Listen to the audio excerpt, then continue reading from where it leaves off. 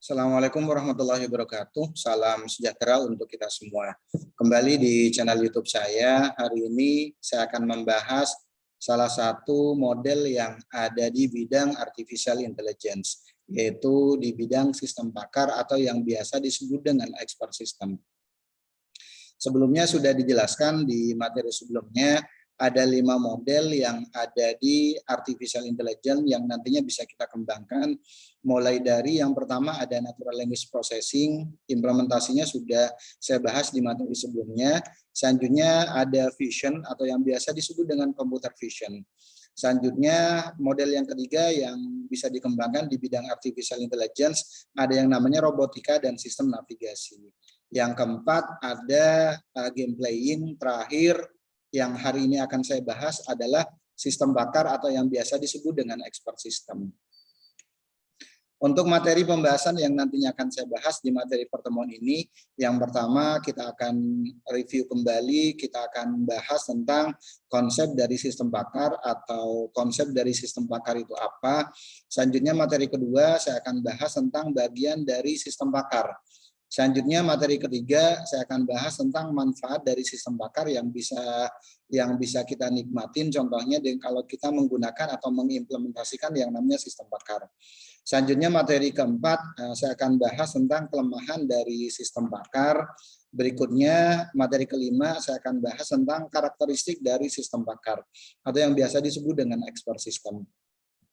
Berikutnya ada beberapa bidang pengembangan yang ada di sistem bakar yang nantinya bisa kita kembangkan. Terakhir nanti ada contoh aplikasi dari sistem bakar yang nantinya bisa kita kembangkan kalau menggunakan bahasa pemrograman Python. Contohnya umumnya contohnya kalau kita menggunakan Google Colab. Tentunya dengan bantuan Jupyter Notebook nantinya untuk mengimplementasikan materi yang terakhir. Oke, saya akan bahas materi pertama tentang sistem bakar. Pada prinsipnya kalau berbicara tentang sistem bakar di sini merupakan suatu sistem yang menggabungkan pengetahuan dan penelusuran data. Tujuannya untuk apa? Untuk memecahkan masalah yang secara normal memerlukan keahlian dari seorang pakar. Pakar itu siapa? Orang yang ahli di bidangnya. Contoh, orang yang ahli di bidang komputer, selanjutnya orang yang ahli di bidang contohnya robotik, selanjutnya orang yang ahli contohnya di bidang pertanian, orang yang ahli di bidang mesin contohnya dan yang lain-lainnya. Tentunya yang diperlukan untuk membangun sistem bakar adalah sejumlah pengetahuan dan suatu mekanisme untuk mengakses pengetahuan itu secara efisien. Ini merupakan makna dari mekanisme inferensi, di mana nanti sistem bakar bisa melakukan penelusuran. Sistem bakar tersebut nanti bisa melakukan penelusuran terhadap data dan fakta yang memang sudah dibuat sebelumnya, sudah disimpan sebelumnya. Tujuannya untuk apa? Untuk memecahkan masalah. Jadi kalau berbicara tentang sistem bakar, bagaimana cara kita atau yang biasa disebut dengan knowledge engineer nanti bisa menurunkan pengetahuan yang saat ini masih ada di pakar. Tujuannya adalah pengetahuan tersebut nanti akan kita develop contohnya dalam bentuk aplikasi atau dalam bentuk suatu sistem di mana aplikasi atau sistem tersebut nanti bisa digunakan oleh orang yang bukan pakar. Dalam hal ini adalah pemakai. Ini sebenarnya tujuan dari sistem pakar itu sendiri. Jadi pengetahuan yang ada di otaknya pakar nanti bisa ditransfer contohnya dalam bentuk suatu aplikasi.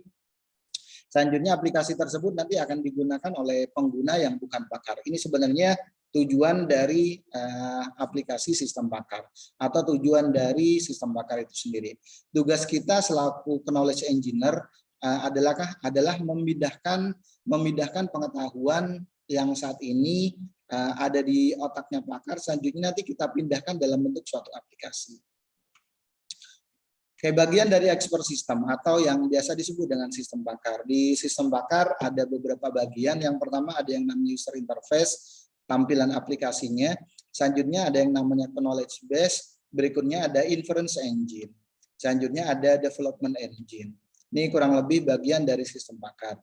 Saya bahas satu persatu. Yang pertama user interface. Bagian dari sistem bakar yang pertama ada yang namanya user interface. Memungkinkan manajer untuk memasukkan instruksi untuk menentukan parameter dan informasi dalam sistem bakar dan menerima informasi darinya. Ini kalau berbicara tentang user interface yang ada di sistem bakar. Gimana caranya data dan fakta itu nanti di input melalui pengguna yang menggunakan aplikasi sistem bakar itu sendiri. Contoh, kalau berbicara tentang user interface, contohnya tampilan dari aplikasinya contohnya seperti ini. Contohnya kita buat aplikasi sistem bakar dengan menggunakan metode Dempster Saver contohnya.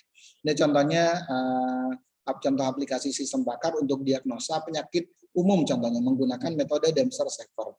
Jadi nanti contohnya ketika kita login dengan menggunakan pakar atau dengan menggunakan development engine contohnya, nanti yang akan muncul pertama kali adalah data penyakit umum dan gejala. Di data penyakit umum dan gejala di sini nanti kita bisa input yang namanya data dan fakta. Khawatirnya ada data dan fakta baru dari pengetahuan yang dimiliki oleh si pakar itu sendiri. Jadi si pakar nanti bisa input data dan fakta baru kalau memang ada data dan fakta baru dari data dan fakta yang sebelumnya sudah diinput. Ini contoh tampilan dari user interface. Oke, selanjutnya biasanya di tampilan awalnya untuk levelnya nanti tinggal dipilih contohnya apakah levelnya sebagai administrator atau knowledge engineer, selanjutnya sebagai pakar atau sebagai pengguna aja. Yang jelas kalau pengguna ya tujuannya dia hanya bisa berinteraksi dengan aplikasi sistem bakar. Beda halnya contohnya dengan pakar. Kalau pakar contohnya nanti dia bisa menginput data dan fakta yang baru contohnya. Atau mengubah data dan fakta yang baru contohnya yang memang perlu dilakukan perubahan. Oke, selanjutnya yang kedua, bagian dari sistem bakar ada yang namanya knowledge base. Maksudnya apa? Berisi fakta yang menjelaskan bidang masalah dan merepresentasikan teknik yang menjelaskan cara penggabungan fakta tersebut dalam cara yang logis dengan menggunakan rule atau yang biasa disebut dengan kaidah tertentu hingga menghasilkan yang namanya conclusion. Ini yang disebut dengan knowledge base.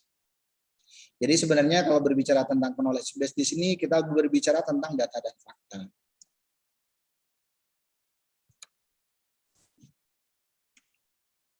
Oke, contoh aturan yang atau yang biasa disebut dengan rule atau yang biasa disebut dengan association rule. Contohnya aturan identifikasi hewan contohnya. Biasanya kan menggunakan aturan produksi yang paling gampang dengan menggunakan logika if hewan berambut dan menyusui, then contohnya hewan mamalia. Selanjutnya rule 2 if hewan mempunyai sayap dan bertelur, then hewan jenis burung contohnya. Yang ketiga if hewan mamalia dan memakan daging, then hewan karnivora dan seterusnya. Ini yang disebut dengan aturan. Cuman sebelum dibuat yang namanya aturan di sini, biasanya kita buat yang namanya tabel pakar terlebih dahulu. Di mana di tabel pakar tersebut contohnya berisi tentang data dan fakta. Kalau contohnya kita akan bahas tentang sistem bakar diagnosis penyakit ginjal, contohnya berarti yang harus kita cari adalah jenis penyakit ginjal. Yang selanjutnya yang kedua adalah diagnosisnya. Atau data penyakit. Yang pertama yang harus kita cari adalah jenis penyakit ginjal, selanjutnya yang kedua adalah gejala-gejalanya. Yang kedua gejala penyakit ginjal itu apa? Contohnya untuk penyakit ginjal jenis A contohnya nanti gejala-gejalanya apa aja yang nantinya akan kita gabung jadi satu. Baru akan muncul yang namanya association rule atau muncul yang namanya aturan produksi. Ini contohnya kalau kita login sebagai pengguna. Jadi kalau kita login sebagai pengguna di sistem bakar deteksi kerusakan kendaraan motor, nanti yang akan tampil hanya penelusuran saja contohnya. Jadi dia hanya bisa berkonsultasi dengan aplikasi sistem bakar. Beda halnya contohnya kalau kita login sebagai pakar atau kita login sebagai knowledge engineer. Kalau kita login sebagai knowledge engineer, nanti kita bisa input yang namanya jenis kerusakan dan ciri-ciri kerusakan. Ini perbedaan antara kalau kita login sebagai pengguna biasa dan kalau kita login sebagai pakar atau knowledge engineer. Selanjutnya bagian dari sistem bakar yang berikutnya, yang ketiga ada yang namanya inference engine. Maksudnya merupakan komponen dari sistem bakar yang melakukan penalaran dengan menggunakan isi dari knowledge base. Jadi dia akan melakukan penelusuran dari data dan fakta yang sudah kita definisikan di awal. Ini contoh kalau berbicara tentang inference engine. Contoh, nanti akan muncul contohnya pertanyaan-pertanyaan seperti ini. Anggaplah contohnya yang pertama, Gejala yang tampak pada kulit contohnya, tampak merah-merah pada kulit. Kita tinggal pilih jenis gejalanya, selanjutnya nanti kita klik proses. Nanti akan muncul beberapa pertanyaan. Contohnya apakah timbul warna merah pada kulit, tinggal kita klik pilih ya atau tidak, dan seterusnya. Selanjutnya kita terus melakukan penelusuran dari pertanyaan-pertanyaan yang ada. Ada lagi contohnya, ini untuk sistem bakar untuk diagnosis kerusakan yang ada di power supply contohnya, atau kerusakan yang ada di TV tabung contohnya.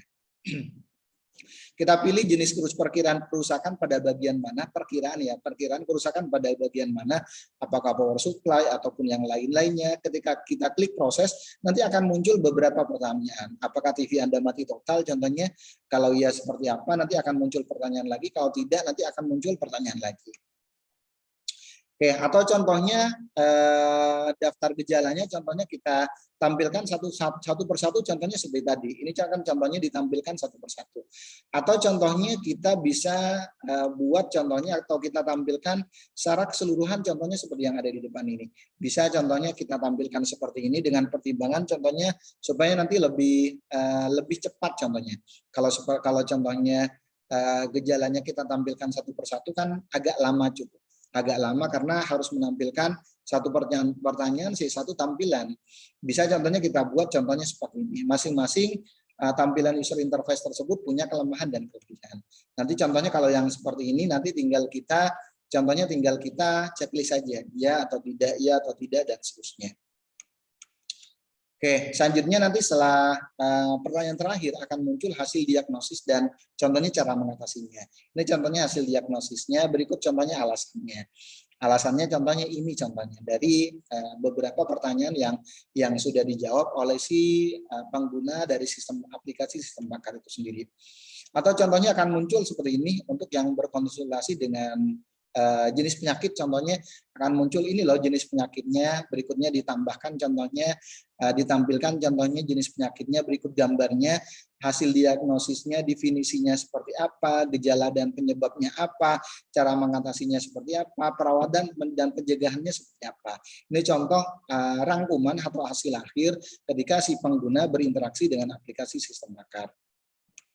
Selanjutnya bagian dari sistem bakar yang berikutnya ada yang namanya development engine. Maksudnya digunakan untuk menciptakan sistem bakar yang melibatkan pembuatan himpunan rule dengan bantuan dari shell yang ada di sistem bakar itu sendiri. Oke, ada banyak manfaat yang dapat diperoleh dengan mengembangkan sistem bakar, antara lain yang pertama, masyarakat awam atau non-bakar dapat memanfaatkan keahlian di dalam bidang tertentu tanpa kehadiran langsung oleh si pakar itu sendiri. Yang kedua, meningkatkan produktivitas kerja, menambah efisiensi kerja dan hasil solusi kerja tentunya. Yang ketiga, penghematan waktu dalam menyelesaikan masalah yang kompleks. Yang keempat, memberikan penyederhanaan solusi untuk kasus-kasus yang kompleks dan berulang-ulang. Yang kelima, pengetahuan dari seorang pakar dapat didokumentasikan tanpa ada batas waktu. Ini keunggulan kalau kita menggunakan yang namanya sistem bakar. Jadi ada manfaat yang nantinya bisa dirasakan kalau kita mengembangkan yang namanya kecerdasan buatan khususnya di bidang sistem bakar. Terakhir yang keenam, memungkinkan penggabungan berbagai bidang contohnya. Berbagai bidang pengetahuan dari berbagai pakar untuk nanti dikombinasikan. Ini beberapa manfaat yang nantinya bisa dirasakan kalau kita mengembangkan bidang artificial intelligence khususnya di bidang sistem bakar. Oke, ada beberapa perbedaan antara sistem bakar dalam hal ini kalau kita bikin aplikasi sistem bakar dengan pakar yang memang dimiliki oleh manusia itu sendiri. Yang pertama, kalau pakar manusia terbatas waktu karena manusia membutuhkan istirahat. Bedanya dengan aplikasi. Selanjutnya, tempat akses bersifat lokal pada suatu tempat saja di mana pakar nanti berada. Bedanya dengan sistem bakar. Apalagi kalau sumbernya kita nanti bisa install, selanjutnya bisa kita install, bisa kita copy, dan yang lain-lainnya. Pengetahuan bersifat variabel dan dapat berubah-ubah tergantung situasinya. Bedanya dengan sistem bakar, pengetahuan nanti bersifat konsisten. Karena data dan faktanya kan sudah kita bentuk dari awal gitu. Selanjutnya pakar manusia, kecepatan untuk menemukan solusi sifatnya bervariasi tergantung dari kemampuan dari otaknya si pakar itu sendiri. Tapi beda halnya dengan yang sistem pakar. Kecepatan untuk memberikan solusi konsisten dan lebih cepat daripada manusia. Selanjutnya bedanya pakar manusia, biaya yang harus dibayar untuk konsultasi biasanya mahal. Beda halnya dengan yang sistem pakar, biaya yang dikeluarkan biasanya lebih murah, bahkan bisa gratis. Itu salah satunya. Cuman sistem bakar di sini punya kelemahan. Beberapa kelemahan pengembangan sistem bakar diantaranya contohnya daya kerja dan produktivitas manusia menjadi berkurang karena semuanya dilakukan secara otomatis oleh sistem. Yang kedua, pengembangan perangkat lunak sistem bakar lebih sulit kalau dibandingkan perangkat lunak konvensional. Oke, ini perbedaan antara perangkat lunak konvensional dengan perangkat lunak sistem bakar. Kalau perangkat lunak konvensional biasanya fokus pada solusi. Beda halnya dengan perangkat lunak sistem bakar. Kenapa? Karena fokus pada permasalahan. Kalau perangkat lunak konvensional, pengembangan sistem dapat dilakukan secara individu. Tapi kalau yang perangkat lunak sistem bakar, mau nggak mau kita harus bekerja dengan tim. Selanjutnya perangkat lunak konvensional, pengembangannya secara sekuensial. Tapi kalau yang perangkat lunak sistem bakar, pengembangannya secara iteratif biasanya. Karena kan sifatnya tim nanti. Berikutnya ada ciri dan karakteristik dari sistem bakar. Yang pertama, pengembangan sistem bakar merupakan konsep, bukan berbentuk numerik. Selanjutnya, informasi dalam sistem bakar tidak selalu lengkap, subjektif, dan tidak konsisten. Subjektif terus berubah dan tergantung pada kondisi lingkungan. Sehingga keputusan yang diambil bersifat tidak pasti dan tidak mutlak. Ya atau tidak, tetapi menurut ukuran kebenaran tertentu. Nanti lebih condong kemana contohnya? Kemungkinan solusi sistem bakar terhadap suatu permasalahan adalah bervariasi dan mempunyai banyak pilihan jawaban yang dapat diterima. Semua faktor yang ditelusuri memiliki ruang masalah yang luas dan tidak pasti. Selanjutnya yang keempat, perubahan atau pengembangan pengetahuan dalam sistem bakar dapat terjadi setiap saat, bahkan sepanjang waktu sehingga diperlukan kemudahan dalam modifikasi sistem untuk menampung jumlah pengetahuan yang semakin besar dan semakin bervariasi. Dengan adanya sistem bakar, kita juga bisa yang namanya mengupdate kalau memang ada data dan fakta yang nantinya perlu dilakukan pembaharuan. Pandangan dan pendapat setiap pakar tidaklah selalu sama. Yang oleh karena itu tidak ada jaminan bahwa solusi sistem bakar merupakan jawaban yang pasti benar. Setiap pakar akan memberikan pertimbangan berdasarkan faktor subjektif. Makanya untuk pengambilan datanya nggak cukup kita menggunakan satu pakar aja. Kalau bisa lebih dari satu pakar. Selanjutnya yang keenam, keputusan merupakan bagian terpenting dari sistem bakar. Sistem bakar harus memberikan solusi yang akurat berdasarkan masukan pengetahuan meskipun contohnya solusinya sulit. Sehingga fasilitas informasi sistem harus selalu diperlukan. Selanjutnya bidang pengembangan yang ada di sistem bakar. Yang pertama ada kontrol, contoh pengembangan banyak ditemukan dalam kasus pasien yang ada di rumah sakit, di mana dengan kemampuan sistem bakar dapat dilakukan kontrol terhadap cara pengobatan contohnya, dan perawatan melalui sensor data atau kode alarm, dan memberikan solusi terapi pengobatan yang tepat bagi pasien itu sendiri. Ini umumnya pengembangan yang ada di sistem bakar yang nantinya bisa dilakukan. Jadi yang lumayan agak banyak biasanya untuk implementasi dari sistem bakar yang bisa dilakukan adalah salah satunya di bidang kontrol, salah satunya di bidang kontrol yang nantinya bisa dilakukan contohnya di bidang medis. Ini yang nantinya bisa dilakukan. Selanjutnya yang kedua, desain. Contoh sistem bakar desain dengan PIS contohnya yang dibuat oleh Donabas pada tahun 80-an. Tujuannya untuk apa? Membantu desain pengembangan sirkuit elektronik. Ada lagi contohnya diagnosis, merupakan pengembangan sistem bakar terbesar seperti contohnya diagnosis penyakit, kerusakan mesin kendaraan, kerusakan komponen komputer, dan yang lain-lainnya. Ada lagi contohnya interpretasi. Pengembangan bidang ini melakukan proses pemahaman terhadap situasi dari beberapa informasi yang direkam. Ada lagi contohnya instruksi, merupakan pengembangan sistem bakar yang sangat berguna dalam bidang ilmu pengetahuan dan pendidikan, di mana sistem bakar dapat memberikan instruksi dan pengajaran terhadap suatu topik permasalahan. Selanjutnya monitor, bidang ini banyak digunakan contohnya di bidang militer, seperti penggunaan sensor radar, kemudian menganalisisnya dan menemukan posisi objek berdasarkan posisi radar tersebut contohnya.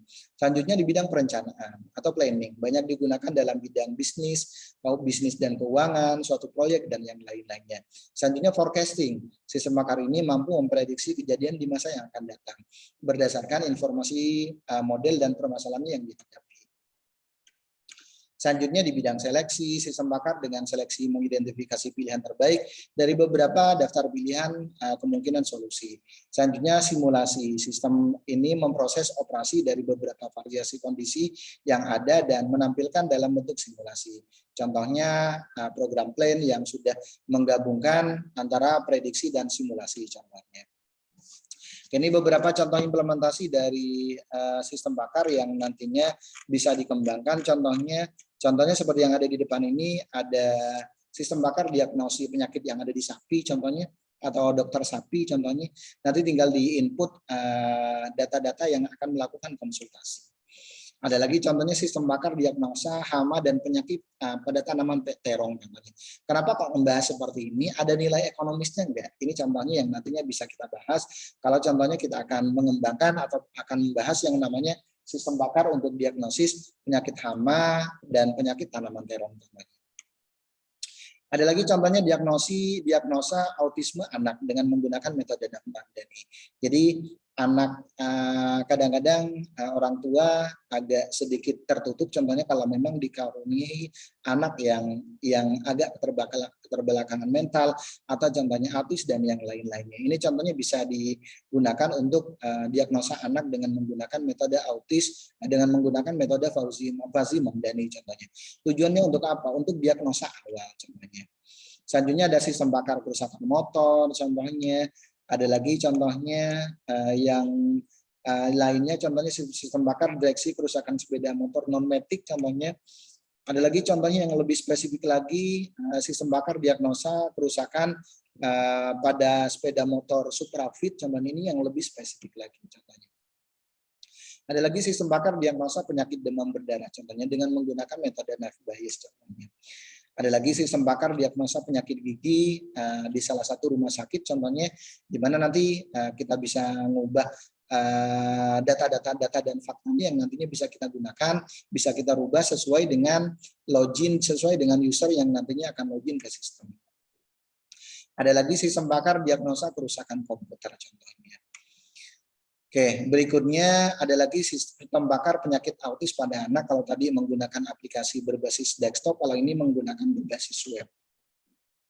Contoh gambar sistem bakar, aplikasi sistem bakar untuk meramalkan sifat dan kepribadian seseorang contohnya. Oke, ini beberapa contoh dari aplikasi sistem bakar. Oke, seperti apa implementasi sistem bakar kalau kita menggunakan bahasa pemrograman Python? Contohnya kita bisa menggunakan contoh seperti yang ada di depan ini, bisa kita gunakan contohnya nanti kalau kita menggunakan aplikasi Google Colab contohnya. Ini contohnya source code-nya. Selanjutnya setelah kita source code-nya kita buat, contohnya kita simpan, baru selanjutnya kita running. Nanti hasilnya seperti apa? Itu yang nantinya bisa kita implementasikan kalau menggunakan bahasa pemrograman Python, khususnya kalau kita menggunakan Google Colab. Demikian penjelasan dari materi pertemuan ini. Mohon maaf kalau ada kata-kata yang kurang berkenan. Saya akhiri. Assalamualaikum warahmatullahi wabarakatuh dan salam sehat untuk kita semuanya.